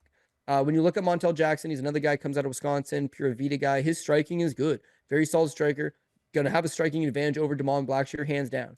It's that his grappling wasn't quite up to snuff. Both of his losses, Ricky Simone, Brett Johns, both fights where the guy's able to just push him to the cage, take him down, grind him, control him, use that superior wrestling. But since then, dude, the guy's worked a lot on his jiu-jitsu. And anybody that's ever broken down a Montel Jackson fight, who's ever met him, is going to tell you what the size of the guy's hands. He's got very, very, very large hands, and apparently the top grip strength in the UFC.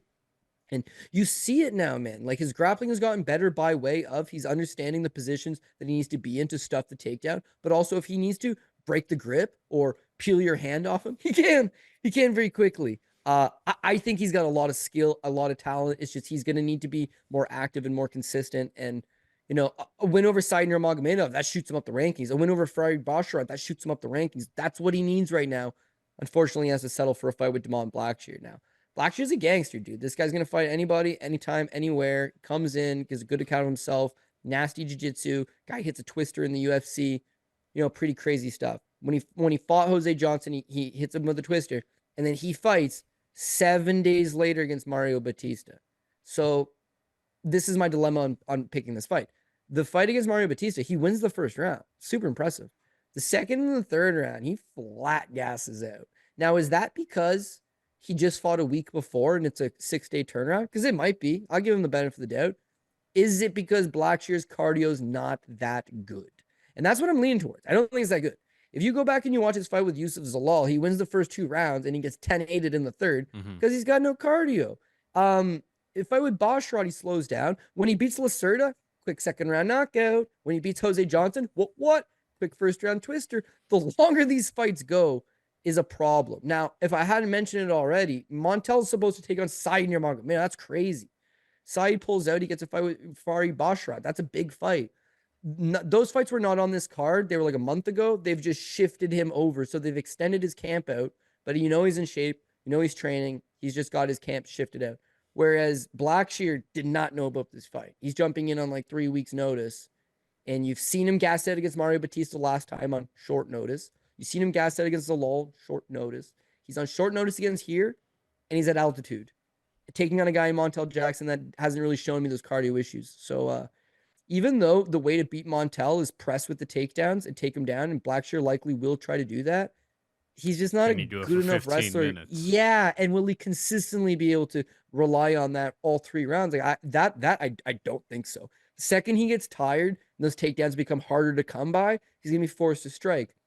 And his striking style is march you down and throw heat. But when you're tired, that ain't gonna work. And when you're tired and you're getting hit by Montel Jackson and you realize he's the better striker, it becomes desperation takedowns and kill the clock. And both scenarios lead to a judge's victory for Montel Jackson. If not, maybe a 3rd round TKO or something of that nature. I would lean towards the decision, but in both scenarios, maybe good live bet after the first. Maybe Montel Jackson has a difficult first 3 to 4 or 5 minutes. This thing comes second in the 3rd round, goes Jackson's territory, and he wins the fight. Yeah. I mean, the 2 times that wrestling has been, you know, the Achilles heel for Montel Jackson, Brett Johns got taken down 8 times. But that was 4 years ago. Quite a long time ago. Both good wrestlers, too. And then Ricky Simon, who actually shot takedowns back then, unlike his, my his God, last performance. Don't bring it up. He was able to get 7 takedowns. But that was 2018. That was like literally like 6 years ago. So it's going to be a lot easier said than done for Blackshear to do it for 3 rounds and completely dominate from top control. I guess Julio Arce took down Montel Jackson once, but that was for 6 seconds. So it was basically a mat return, I suppose. Yeah. Basically didn't even happen. They've done a pretty good job, in fairness, of like relatively like keeping him away from some wrestlers. But yeah, I mean, I feel like if it was like full camp, I would maybe feel a little bit better about Damon Blackshear. I'm a little bit curious of whether he was getting ready for something else, whether he was already in camp, like, you know, what his shape is like coming into this. It's a fight I don't really plan to get like heavily invested in, but I'm gonna go with Montel Jackson. Because even like Damon Black, like the Mario Batista fight, and that one looks, I mean, in retrospect, looks pretty damn good. Batista's that good. performance. The stats would say that he edged out that fight. It was definitely very, very competitive. The significant strikes started to trail off every single round, kind of going in line with what you were saying. It's a pretty good performance, but I feel like he was, well, that one he fought literally on a week's notice. So he'd already fought like Jose 6 Johnson the days, week dude. before. He fought like yeah, 6 days later. I don't know. It's interesting. I mean, It is interesting. I'm not. I'll pick Jackson, but I don't know. That could change. I'm gonna wait for weigh-ins and see where the number goes over the rest of the week, because the wrestling, Blackshear's been able to take down everybody, and I'm sure, he's 2 years younger than Montel Jackson. I'm sure he's figuring out that his cardio has been the issue. You don't take a fight in Denver, like this against a guy like Montel Jackson unless you're ready. So I don't know. It's interesting. Jackson will be the pick for the purposes of this show, but I don't know. I could change. Moving on down, we've got Josh Fremd taking on Andre Petroski. It's a straight pick 'em. Andre Petroski at altitude. Trust me, you don't make friends betting on Fremd, but I don't. At least he trains in Denver. I know Petroski should have some success early. He probably is able to get takedowns early. He's got half decent, I guess, jiu-jitsu, but he's went into the third round against pretty low-level competition. That Gilmore guy that we kind of always laughed about on the program here. Oh, yeah. I looked at this originally and then thought, man, I may bet Petroski was plus 105 at the time. That was before I really sunk into my brain that this is at altitude. And I was just you know what? There's no way on earth. I know Petroski's gotten some late third round finishes. We have talked on this show before about whether that cardio or whether, him gassing is just bad body language or it's him actually gassing. And it could be a little bit he could just have really bad body language, but at least Fremd trains in this area at altitude. It ain't pretty.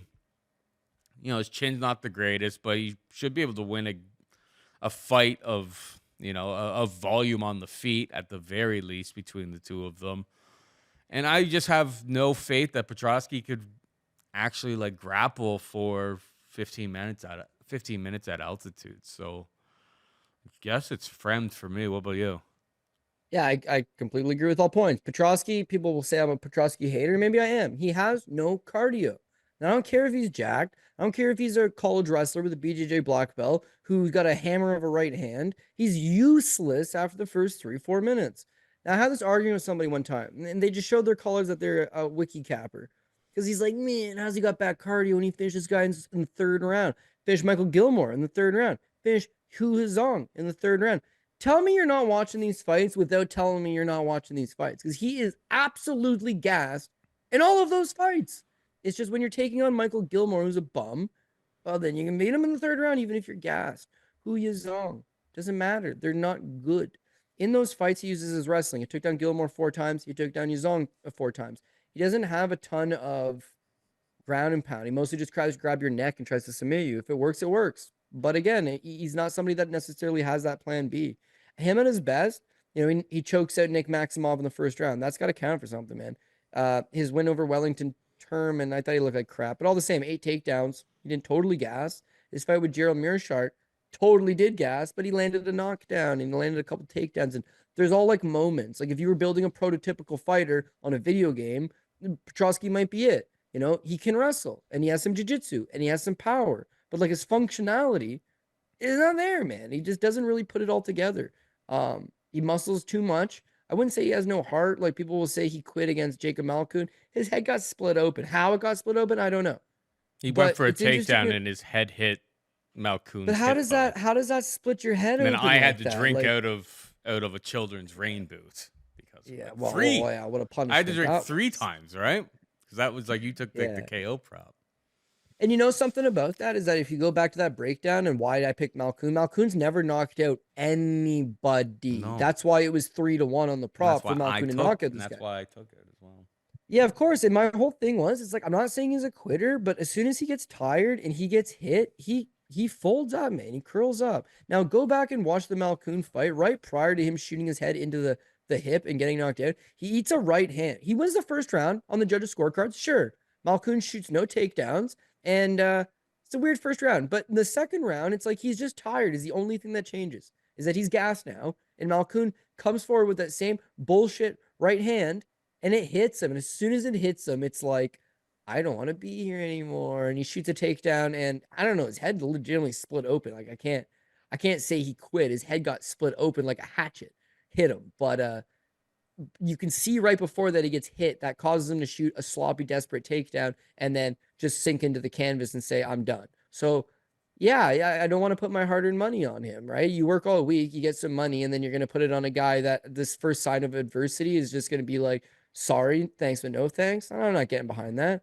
So yeah, I think he can get put away. Now, Michelle Pereira, I'll give you a pass. Dude knocks you out in the first round. Shit happens. Jacob Malkoun, I rate Jacob Malkoun very highly. So it's not as if he's losing to nobodies.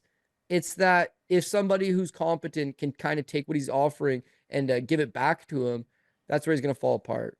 Fremd may just fold up right away, but I think he takes it. And if he does take it, I think he's going to be okay. Now, again, he's another guy that's largely fought good guys. Like his loss to Anthony Hernandez, Roman Kopylov. You know, it's not terrible, but he trains in Colorado full time. So the altitude shouldn't be a problem for him. His cardio traditionally has been good. Historically, it's been good. It's held up for him. He fights at a decent pace. Is he the heaviest power puncher? No. Is he the slickest wrestler, slickest grappler? No. He's very much a generalist. He's generally good at everything, but not particularly good at any one thing. But it's his ability to wrap up all those talents and all those skills and just make it work effectively for him. Petroski, on paper, is a better wrestler. They both wrestled in college, but Petroski's a power wrestler, which is a lot more effective for MMA. So let's say he does take Fremd down. He had better hope he gets a hold of Fremd's neck right away and submits him, because if not, the wrestling is going to be taxing on the body. Yeah, wrestling is great, but to pick up a guy and slam him, to out-muscle him, to rip him to the ground, he gets back up, you hit a mat return, you pull him right back down, to make him carry your weight, he stands back up, you got to, change levels and drop in again? He's up against the cage. You know how much muscle it takes to force the guy off of the cage, to push and pull out his hips? It's taxing on the body, and like that's where Petroski will fail. So Fremd, even though he's not as good of a wrestler on paper, who cares? Just make it a wrestling match anyways. Make him overexert himself. And then in the striking, I actually think Petroski still is a better striker. He's got more power. And he throws the right hand a little bit better. He's got a decent jab. But the same thing is that your striking is just, it's good enough to make him work. Make him throw the right hand. Maybe make him overextend. Hit him with a few jabs. Work that low kick. It's all about work in that first round. And that second and the third round is when Petroski is going to stop throwing. He's going to stop moving his feet. And he's going to hope on desperation takedowns. They might materialize. But again, Fremd isn't a I have no idea how to wrestle kind of guy. He did wrestle at Slippery Rock University in Arkansas. He does have a background in wrestling. It hasn't really served him all that well in MMA so far. Well, at least not in the UFC. It was much better in the regional scene. But that doesn't mean it's not in his back pocket. It doesn't mean it's not there. And of course, his coaching staff will be looking at Petroski and analyzing all these same mistakes that he does. And they realize, same thing. Let's live bet this shit after the first round, dog. Because if you could survive the first round, that's where it'll become interesting. And that's where Fremd should be able to take over. So, although that Teresian Gore guillotine choke over Fremd, that's the red flag. But going to following that up and going to decision against Fluffy. We think Fluffy would absolutely just like ride and gas the hell out of Petroski. Probably finish him in round 2 or round 3. Like that's completely agree. That's an inside the distance Fluffy day and night. Take my mortgage. I will ride it on that. So yeah, in terms of the talent level, Fremd has shown me, even on LFA, I think he fought Gregory Rodriguez. He got killed, but like you're fighting the best guys on the regional scene before you come to the UFC. I appreciate that. Petroski's been mostly excellent hammer. And if you've got durability issues and you can't keep up for that early portion, he's going to break you away. But he is not a good nail at all. All right. Well, finally, I don't even have a board for this because I saw somebody announce it on Twitter, but I was just like, that's probably Big Marcel announcing it for one of the other cards coming up. I didn't realize that it was this week. Didn't make a graphic for it. We've been doing shows all day. But we've got Evan Elder taking on Darius Flowers. Elder is a minus 375 favorite, Cody. Flowers can be had for plus 310. I was expecting Elders to be the favorite. Don't get me wrong. Even though he hasn't been too successful in his UFC run here, he's been marginally competitive. I mean, what a gift Michael Johnson versus Darius Flowers was for the boys last time out. We were getting Michael Johnson at like a dog money, which was absolutely insane. Everyone's talking about, Flowers is coming down from 170 or coming down a weight class for this fight. It's going to be a much more natural. And it's just like, I just don't know if he really belongs at this level. I understand why Elder's the favorite. Obviously, I haven't done too much research into this fight whatsoever, but I don't know if I'm going to be able to get to minus 375. Do you have any quick thoughts on this fight? Listen, it just got thrown together on like hours notice at altitude. Yeah, red flags right across the board. But no, I would say Evan Elder is definitely the rightful favorite. Should he be this big of a favorite? Maybe not, but I think there's a reason for it, and I think he wins. You look at comes to the UFC, he's undefeated, and he's a very slick striker, high-end striker. Good power in his shots. But his debut against Preston Parsons, he took a short notice up a weight class. So he fights at 170. In that fight, you see, he's a good striker. No grappling. Not no grappling, but not good enough grappling to be fighting a guy up a weight class who is a wrestler. Bad stylistical matchup, not the weight class for him. Short notice, not a great performance, but he went the distance and there were some takeaways. His fight with Nazim Salikhov, he won the first 2 rounds. He was looking pretty good. 3rd round, boom, cut stoppage. Terrible way to lose a fight. But there's a lot of good key takeaway moments from him. And then that fight with Gennaro Valdez, he got dropped. Like, his chin's not great. A little bit of cause for concern there. But damn near puts up almost 100 significant strikes. Took him down. Did some okay work. He did take down Gennaro Valdez. And he also did take down Nazim Salikhov. That first of those, Salikhov, that ain't an easy task to do. But he did manage to take him down. So those 2 takedowns on its own, I think he could take down Darius Flowers. Now, keep in mind, Michael Johnson is one of the... times by Michael Johnson. Who's one of the coaches at Kill Cliff FC. So he's directly in the gym on a day-to-day basis with Evan Elder. And I think that's part of the reason why Evan Elder and I'm thinking that's part of the reason they would take the fight on short notice. It's like, we know this opponent. We know how to beat this opponent. We know what Elvin brings to the table.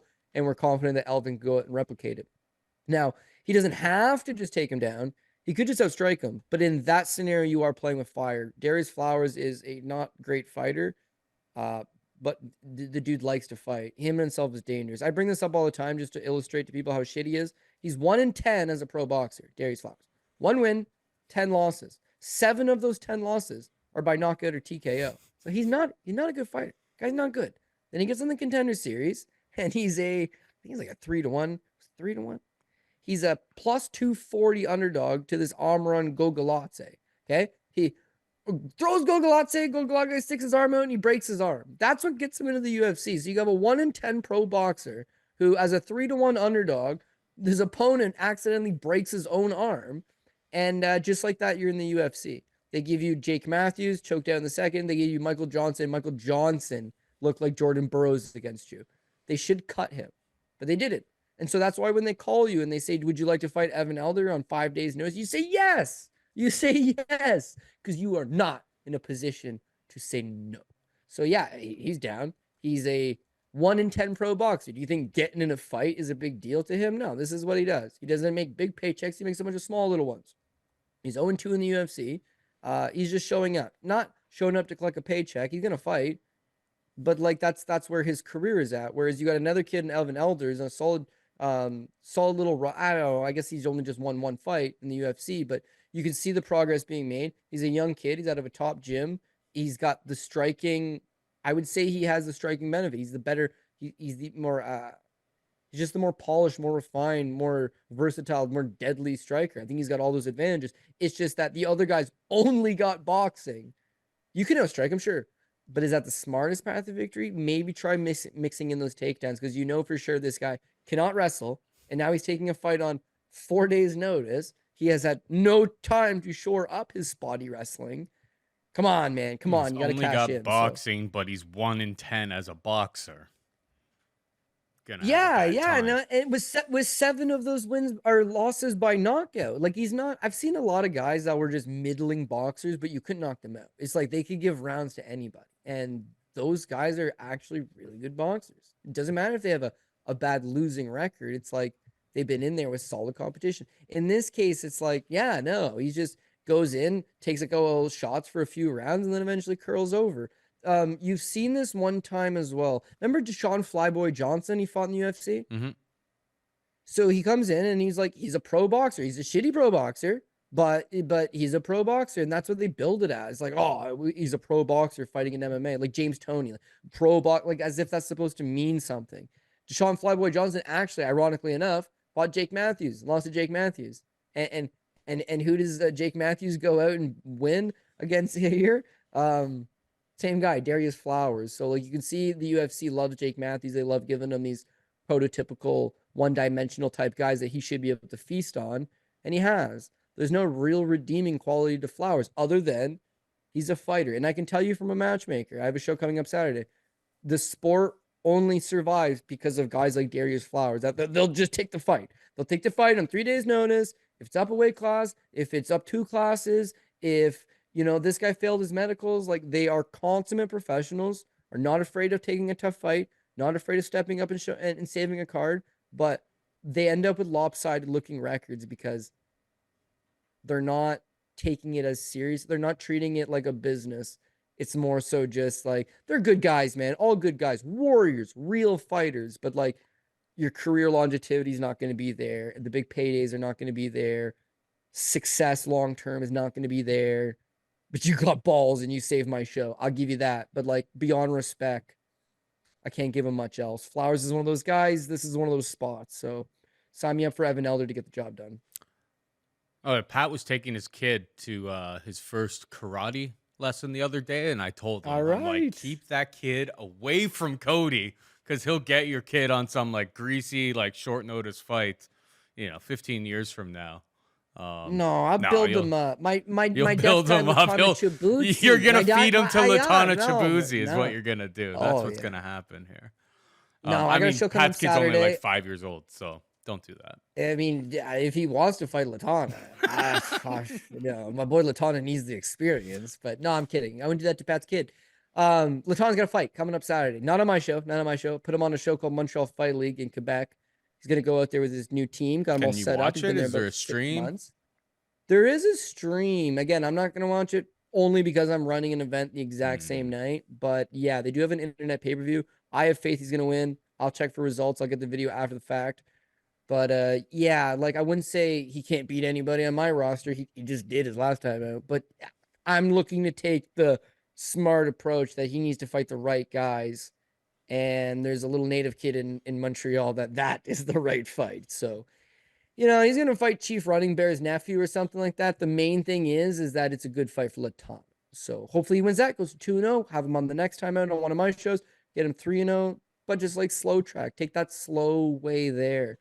If you want to take the fast way there, then you can fight 7 times a year and go 3-4 and be a card filler guy and change your name to Darius Flowers and get a Gracie Baja tattoo on your chest, but not know how to grapple. So couldn't tell you, Paul. Couldn't tell you. But what I can tell you is that I ain't gonna pick him. I'm gonna go with Evan Elder. And I know this is largely like, I think I might have picked all the favorites. There's so many of these even money fights or fights that the line is constantly switching over that the value is there. You just got to get the right combination. 100%. Why don't you hit him with the PRP?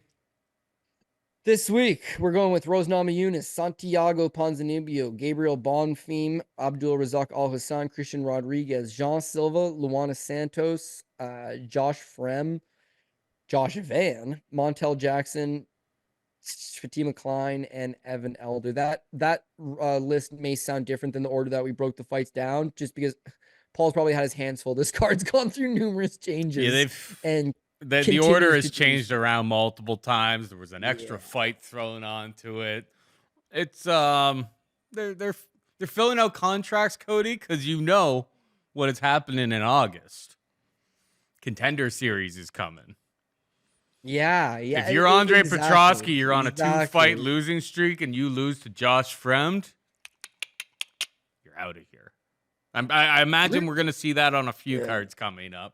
because yeah, I mean, Evan Elder's 1-2, so it's the last fight on his deal. Yeah, this is the last fight on Evan Elder's deal, a 4-fight contract. He's 1-2. If he loses, he goes 1-3. He's cut.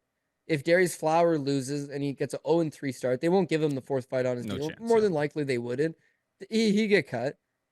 You mentioned Andre Petroski and Agapova. They're 100% both on the chopping block. That's pretty much it, I guess. Ange Loosa, if he comes in and quits again, rather than an embarrassing performance, he go. Cody Brundage should have been gone a long time ago. I mean, Brundage could be on the chopping block if he gets knocked out like pretty early. I think he'd be at least in consideration of getting cut. If he gets knocked out early, Salikhov, who's kind of old and hasn't won too many fights, like him and Ponz could be on the chopping block. Or politely just retire and we won't cut you. But there's a lot of guys potentially on their way out. Cody Brundage, they're like, dude, thanks for taking the Bo Nickel fight at UFC 300. We owe you one. This is the I owe you this one. Is the one. Dude, if and he he's loses still an underdog. Yeah, he's done, dude. He's done. Yep. It's over. It's over for my boy Cody. Yeah, but that's the way things shake up this week. So again, we're all fight fans. So there's people that are always like, this is a shitty card. It's like, dude, you're gonna watch PFL Mania from Africa on Friday, and last week you watched a greasy Brazilian LFA card, and George Masvidal box Nate Diaz. You are not too good for this UFC Denver card, pal. Exactly. So we'll all be watching it, but we'd like to win money because that'll make it fun. My thoughts exactly, because I was just like, sometimes I do complain about the quality of these cards, but I was watching that LFA card, and I was watching really, really like late at night that Nate Diaz boxing match, and I was just like, you know what I kind of missed today? A UFC card. Even a crappy Apex UFC card would have, just made a Saturday feel right. So, yeah, that's just the nature. And there was no PFL last week. There's no Bellator last week. There was just, we were missing it. We were missing the goods. So, back to business.